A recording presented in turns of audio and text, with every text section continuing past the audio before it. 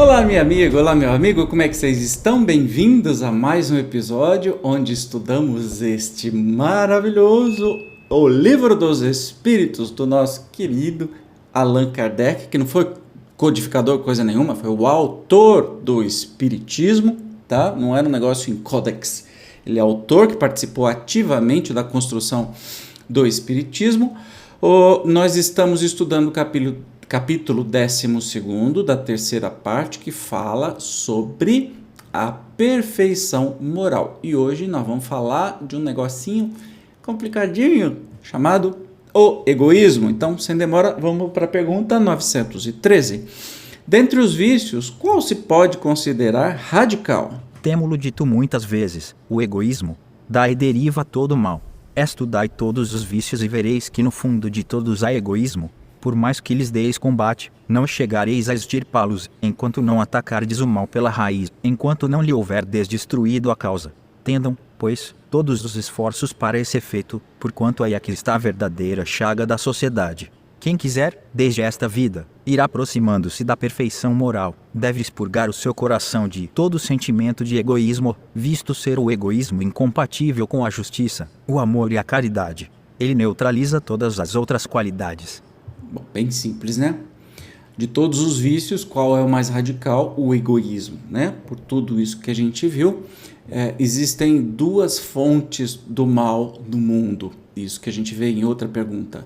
O orgulho e o egoísmo. Quanto mais a gente treinar, abrir mão do egoísmo, de todas as formas de egoísmo, mais a gente evolui moralmente, né? O egoísmo neutraliza todas as qualidades. Portanto, não adianta você ter outras qualidades e ter o egoísmo grande, que ele neutraliza todas as outras qualidades. 914.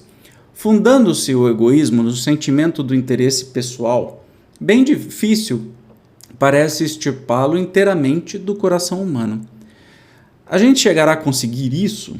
À medida que os homens se instruem acerca das coisas espirituais, menos valor dão às coisas materiais. Depois, necessário é que se reformem as instituições humanas que o entretêm e excitam. Isso depende da educação. Acho que a gente está num caminhar muito lento, mas ainda assim um caminhar onde até a gente vai mudando as leis, né? Privilegiando o interesse coletivo em vez do interesse pessoal, né, de cada um. É um processo muito lento, muito difícil, mas a partir do momento que a gente vai se desmaterializando, ou seja, dando valor para o material daquilo que ele tem, então não tem nenhum erro de você trabalhar, ganhar dinheiro, usufruir do seu conforto, tá tudo certo, todos nós gostamos disso, mas desde que também lutemos para que todo mundo tenha esse direito, né? Uns chamam isso de socialismo, de comunismo, ou seja, o compartilhar a fartura.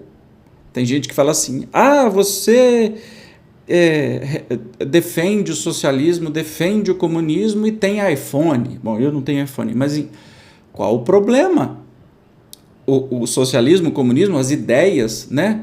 Como, por exemplo, de Jesus, de uma sociedade igual, é que todo mundo tem iPhone. Não é para todo mundo ser pobre e miserento. Entende a diferença? Então, é uma questão de egoísmo. Eu não quero isso só para mim, eu quero que todos tenham isso. Então, ao contrário do egoísmo. Questão 915.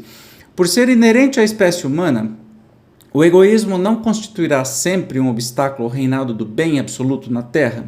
É exato que no egoísmo tendes vosso maior mal, porém ele se prende à inferioridade dos espíritos encarnados na terra e não à humanidade mesma. Ora, depurando-se por encarnações sucessivas, os espíritos se despojam do egoísmo, como de suas outras impurezas. Não existirá na terra nenhum homem isento de egoísmo e praticante da caridade. Há muito mais homens assim do que supondes. Apenas não os conheceis, porque a virtude foge à viva claridade do dia. Desde que hajam, porque não haverá 10 havendo 10, porque não haverá 1000 e assim por diante. Então, claro que o egoísmo é um obstáculo que a gente tem, mas que com o tempo nós venceremos. E aí diz assim, será que não existe um homem que é mais caridoso do que egoísta? Não existe um, não existe 10, não existe... Existem milhões. É que só o mal é que tem fama, né? A gente olha e acha que todo mundo é mal, ou só o que aparece é mal, mas o tanto de gente que nesse momento está fazendo caridade, está ajudando o outro, de todas as formas. Vamos falar da forma material, dando um prato de comida para quem tem fome. Você já parou para pensar? Não é muito mais do que estes que passaram no jornal de hoje, sobre crimes, sobre roubos, sobre corrupção? Será que quem está fazendo bem não é muito infinitamente maior do que estes que a gente fica sabendo que estão fazendo mal? Obviamente que é, né, gente? Mas aqui a televisão, os jornais vendem pânico, ansiedade, para que a gente possa consumir mais, comer mais, comprar mais, etc e tal. Já entenderam esse processo. Então, notícia boa, coisas boas nunca vão ser notícia. A TV nunca vai mostrar o que o padre Júlio Lancelotti faz, por exemplo, com os irmãos em situação de rua todo santo dia, né? E então é evidente. Você já viu alguma reportagem? Eu nunca vi. Eu sei porque eu acompanho o trabalho, mas eu nunca vi nenhuma reportagem na TV. Mas o que se faz de mal, seja lá no Quiprocó do Norte, aparece em rede nacional. Entendeu? 916. Longe de diminuir, o egoísmo cresce com a civilização que até parece o excita e mantém. Como poderá a causa destruir o efeito? Quanto maior é o mal, mais hediondo se torna. Era preciso que o egoísmo produzisse muito mal, para que compreensível se fizesse a necessidade de extirpá-lo. Os homens, quando se houverem despojado do egoísmo que os domina, viverão como irmãos, sem se fazerem mal algum, auxiliando-se reciprocamente, impelidos pelo sentimento mútuo da solidariedade. Então, o forte será o amparo e não o opressor do fraco, e não mais serão vistos homens a quem falte o indispensável, porque todos praticaram a lei de justiça. Esse é o reinado do bem, que os espíritos estão incumbidos de preparar.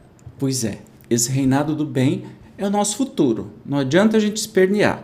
O egoísmo vem à tona, né? Fica mais evidente para que as pessoas se rebelem contra isso. Entende? Então, assim, longe de aumentar cada vez mais, ele tende a diminuir, porque quanto mais escandaloso ele parece, mais pessoas se indignam e vão agir para combatê-lo, né? E a última pergunta de hoje, qual o meio, 917, qual o meio de destruir-se o egoísmo? Presta atenção que a resposta é longa. De todas as imperfeições humanas, o egoísmo é a mais difícil de desenraizar-se porque deriva da influência da matéria. Influência de que o homem, ainda muito próximo de sua origem, não pôde libertar-se e para cujo entretenimento tudo concorre. Suas leis, sua organização social, sua educação. O egoísmo se enfraquecerá à proporção que a vida moral for predominando sobre a vida material e, sobretudo, com a compreensão que o Espiritismo vos faculta, do vosso estado futuro, real e não desfigurado por ficções alegóricas.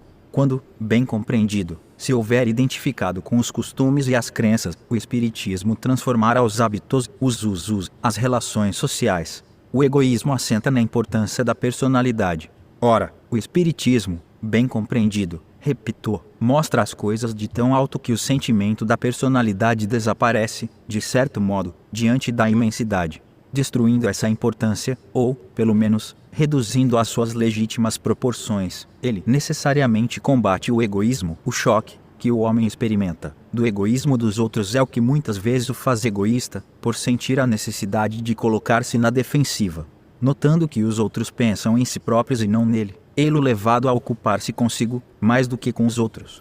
Sirva de base às instituições sociais, as relações legais de povo a povo e de homem a homem, o princípio da caridade e da fraternidade, e cada um pensará menos na sua pessoa, assim veja que outros nela pensam. Então está falando duas coisas sobre a questão de que se o Espiritismo for bem compreendido, não é o que nós estamos vendo hoje, infelizmente, né? Se bem compreendido, é um potente auxiliar aí para superar o nosso egoísmo, mas que a gente vendo tanta gente egoísta, pode-se falar assim, bom, se está todo mundo, cada um por si, eu vou cuidar do meu, como é que tem um ditado muito engraçado quando é trigueiro, querido, sempre está dizendo, farinha pouca, meu pirão primeiro, né? É assim? Não, não é assim, porque quando a gente olha à volta e vê tanta gente lutando pelo bem comum, né? pela caridade, pelo amor, pelo reconhecimento do outro e até politicamente falando, aí sim a gente se anima a continuar na luta aí contra o egoísmo. E a resposta continua. Todos experimentarão a influência moralizadora do exemplo e do contato. Em face do atual extravasamento de egoísmo, grande virtude é verdadeiramente necessária para que alguém renuncie à sua personalidade em proveito dos outros, que, de ordinário, absolutamente lhe não agradecem. Principalmente para os que possuem essa virtude, é que o reino do céu se acha aberto. A esses, sobretudo, é que está reservada a felicidade dos eleitos, pois em verdade vos digo que, no dia da justiça, será posto de lado e sofrerá pelo abandono, em que se há de ver todo aquele que em si somente houver pensado. Olha, mensagem do Fenelon, que vem dizer realmente que, vendo, né, muitas pessoas lutando contra o egoísmo e pelo bem comum, a gente experimenta a influência moralizadora do exemplo e do contato. Então, que os nossos olhos comecem a enxergar as ações boas para que a gente se fortaleça a ser menos egoísta cada vez mais. E quando fizermos caridade, que a gente não espere agradecimento, porque é aquela história que a gente já falou da vez anterior, né? Que fazer um negócio esperando algo em troca não tem nenhum merecimento, né? É uma troca. Mas quando você faz sem esperar, inclusive que as pessoas reconheçam ou agradeçam que você fez, tá aí a verdadeira caridade, e isso que será reconhecido na nossa evolução espiritual, nossa evolução moral. Tem um comentário bem grande também do Kardec, vamos ver. Louváveis esforços indubitavelmente se empregam para fazer que a humanidade progrida. Os bons sentimentos são animados, estimulados e honrados mais do que em qualquer outra época. Entretanto, o egoísmo, verme roedor, continua a ser a chaga social, é um mal real, que se alastra por todo o mundo e do qual cada homem é mais ou menos vítima. Cumpre, pois, combatê-lo, como se combate uma enfermidade epidêmica. Para isso, deve-se proceder como procedem os médicos, ir à origem do mal. Procurem-se, em todas as partes do organismo social, da família aos povos, da choupana ao palácio, todas as causas, todas as influências que, ostensiva ou ocultamente, excitam, alimentam e desenvolvem o sentimento do egoísmo. Conhecidas as causas, o remédio se apresentará por si mesmo. Só restará então destruí-las, senão totalmente, de uma só vez, ao menos parcialmente, e o veneno pouco a pouco será eliminado. Poderá ser longa a cura, porque numerosas são as causas, mas não é impossível. Contudo, ela só se obterá se o mal for atacado em sua raiz, isto é, pela educação, não por essa educação que tende a fazer homens instruídos, mas pela que tende a fazer homens de bem. A educação, convenientemente entendida, constitui a chave do progresso moral. Quando se conhecer a arte de manejar os caracteres, como se conhece a de manejar as inteligências, conseguir-se a corrigi-los, do mesmo modo que se aprumam plantas novas. Essa arte, porém, exige muito tato, muita experiência e profunda observação. É grave erro pensar-se que, para exercê-la com proveito, baste o conhecimento da ciência. Quem acompanhar assim o filho do rico, como do pobre, desde o instante do nascimento e observar todas as influências perniciosas que sobre eles atuam, em consequência da fraqueza, da incúria e da ignorância dos que os dirigem, observando igualmente com quanta frequência falham os meios empregados para moralizá-los, não poderá espantar-se de encontrar pelo mundo tantas esquisitices. Faça-se com moral o que se faz com a inteligência, e ver-se-á que, se há naturezas refratárias, muito maior do que se julga é o número das que apenas reclamam boa cultura para produzir bons frutos.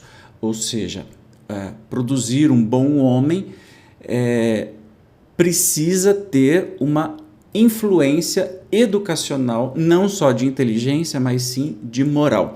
Confúcio já dizia lá na antiguidade da China que bons governantes estimulam ao povo serem bons, porque se espelham no exemplo. Portanto, quando a gente parar de só achar que basta uma boa educação de inteligência e começar no meio disso, né, uma boa educação moral, não esse moralismo babaca que as religiões adoram ficar, a gente é contra isso, contra aquilo, é contra gay, nhenhenhen. Isso é moralismo barato, que de moral não tem nada, é arrepiante, né? Moralismo de verdade, né? Dos homens. Quando se educa com este moralismo, essa moral elevada, aí você vai encontrar consciências refratárias, ou seja, aqueles que não vão aprender, porque todos somos espíritos, cada um está no seu momento espiritual, sendo criança ou não, isso vai acontecer. Mas a maioria vai ter eco, ou seja, vai acontecer coisas maravilhosas, né? Quando a gente fizer isso. O homem deseja ser feliz e natural é um sentimento que dá origem a esse desejo. Por isso é que trabalha incessantemente para melhorar a sua posição na Terra, que pesquisa as causas de seus males para remediá-los. Quando compreender bem que no egoísmo reside uma dessas causas, a que gera o orgulho, a ambição, a cupidez, a inveja, o ódio, o ciúme, que a cada momento magoam, a que perturba todas as relações sociais, provoca as dissensões, aniquila a confiança, a que o obriga a se manter constantemente na defensiva contra o seu vizinho, enfim, a que do amigo faz inimigo, ele compreenderá também que esse vício é incompatível com a sua felicidade e, podemos mesmo acrescentar, com a sua própria segurança. E quanto mais haja sofrido por efeito desse vício, mais sentirá a necessidade de combatê-lo, como se combatem a peste, os animais nocivos e todos os outros flagelos. O seu próprio interesse a isso o induzirá. O egoísmo é a fonte de todos os vícios, como a caridade o é de todas as virtudes. Destruir um e desenvolver a outra deve ser o alvo de todos os esforços do homem se quiser assegurar a sua felicidade neste mundo, tanto quanto no futuro. Portanto, nós sabemos o começo, meio e fim. Basta que a gente queira agir, né? Tá nas nossas mãos. Tá fácil. É só a gente querer. Domine as vontades, acima das paixões. Beleza? Obrigado por seguir até aqui. No próximo episódio nós vamos ver os caracteres do homem de bem, que é uma pergunta com uma resposta bem simples e uma consideração do Kardec. Eu te espero como sempre. Até o próximo programa. Tchau!